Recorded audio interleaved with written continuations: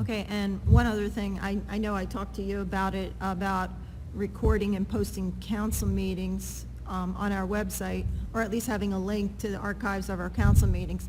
And I wanted to find out who records the meetings and who posts them, and how can we get them up to date? So Lieutenant Bennett has been the person responsible for recording and posting the council meetings onto the web. He told me after you asked, I asked Jim, or I actually looked into it, because to be honest with you, I didn't know it was being done, and therefore I didn't know who was the person doing it. But we found out it is Lieutenant Bennett. He's been doing it for a little over a year. Jennifer Blumenthal had asked him to do it last year at some point. He told me that he had some mechanical and internet issues with the system, and that he's working it out. I think there is actually some problem even today, some remnant problem, but in his letter he tells me that he thought it was worked out, and that today's council meeting would be recorded and posted to the web. But the last month or months that were not posted, they were not recorded and will not be posted to the web. Okay, and when he does post, it just says like 2 months ago, 3 months ago, 4 months ago. Could he please put the date of the council meeting? So I asked him So to it's look easier? into that, because that's how, as I showed you in my office, many of the meetings last year were posted the same way. So he said he would look into how he can label them with a date. So Okay. Jim's a very creative and intelligent person. I'm sure if there's a way, he'll figure that out. It was not an intentional stoppage of posting the meetings. We had equipment problems and internet problems, and they are being worked on and will be corrected, and the meetings will be posted as soon as they're corrected, hopefully even tonight. With respect to the contract... Excuse me, on that, there's two different things. One is the posting and the other is the direct real-time access. Are they wrapped up together? So they are, as I understand it, so I'm sketchy on this. Lieutenant Bennett did explain it to me, but there's a piece of equipment that is added on to in this live stream that does the recording and does the uploading to the web or to the YouTube channel. So there was a problem with the internet connection, and there was also a problem with that piece of equipment.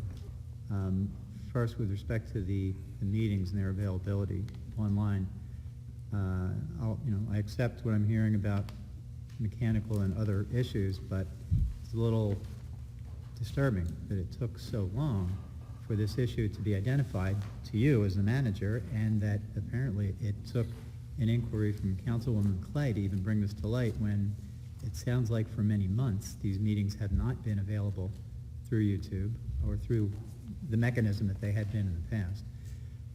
So I trust, Ed, that you'll stay on top of that. And related to that, do we have, or I think we do have, a consultant that does some website-related work for us, don't we?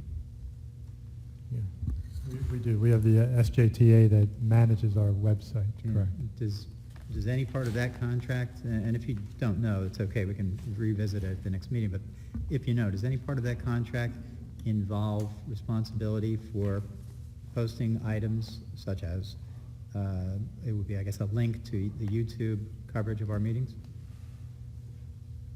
So my understanding is we send them what we want posted and what we want removed, and they take that action. With respect to the video, as I understand it, and again, it's from Lieutenant Bennett, and I will yield to Tim if you have more information, but we, through Lieutenant Bennett, we post the videos to the YouTube channel that was created, the Brigantine YouTube channel, and we have a link on our website that takes people to that YouTube channel. So the SJTA has, as I understand it, nothing to do with the uploading of that video. So there's a component that was added in line to the live stream that does the recording and facilitates the uploading.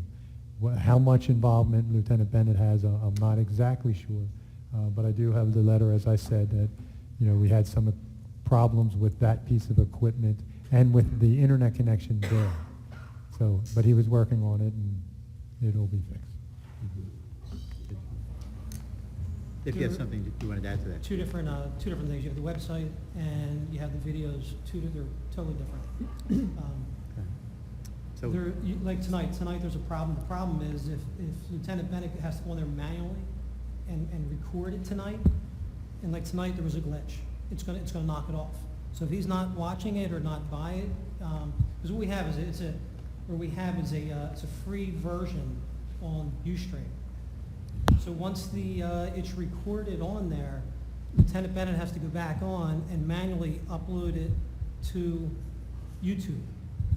If like tonight when it got bumped, earlier tonight, it wasn't recording, we got a lot of calls that it wasn't recording tonight, it's going to shut it off on Ustream. At the time when we set it up, it was free, and the manager didn't want to spend any money to have it automated, which would cost a substantial amount of money. what's Do substantial? you remember? Probably be a couple $1,000s for the company to set up, for them to do it, to pay a service fee. So myself and Lieutenant Bennett at the time, if he didn't do it, I would do it. We'd go back and forth, but It sounds like going forward, we have a system that is prone to glitches and it requires a lot of hands-on attention to properly post these things, and even then, no guarantee that it's going to be successfully posted. exactly. So in the long run, it may be less Lousy expensive. system. It may be less expensive for us to pay for it. I mean, because that's less man-hours for you and Lieutenant Bennett It's to not. do it on that. So it may pan out that in the long run, it would be cost-effective. I mean, it's certainly cost-effective as far as transparency and, good citizen relationships with the government, to do that. So maybe we should take a second look at that. It's important that all Brigantine taxpayers know what their government is doing. And one means of doing this is to watch their government in action at council meetings other than at the time of the meeting. This was possible at no cost to the taxpayers. Now, this access to internet coverage of the meetings is no longer available. This needs to be and must be resumed. Why was it discontinued? I will say, with respect to her first comment about the televising of the meetings, I did address that with, I think Councilwoman McClay brought it up. We had some equipment problems. Yeah, we just talked about that. Right, so it was not an intentional stoppage of posting the meetings. We had equipment problems and internet problems, and they are being worked on and will be corrected, and the meetings will be posted as soon as they're corrected, hopefully even tonight. With respect to the contract... Excuse me, on that, there's two different things. One is the posting and the other is the direct real-time access. Are they wrapped up together? So they are, as I understand it, so I'm sketchy on this. Lieutenant Bennett did explain it to me, but there's a piece of equipment that is added on to in this live stream that does the recording and does the uploading to the web or to the YouTube channel. So there was a problem with the internet connection, and there was also a problem with that piece of equipment.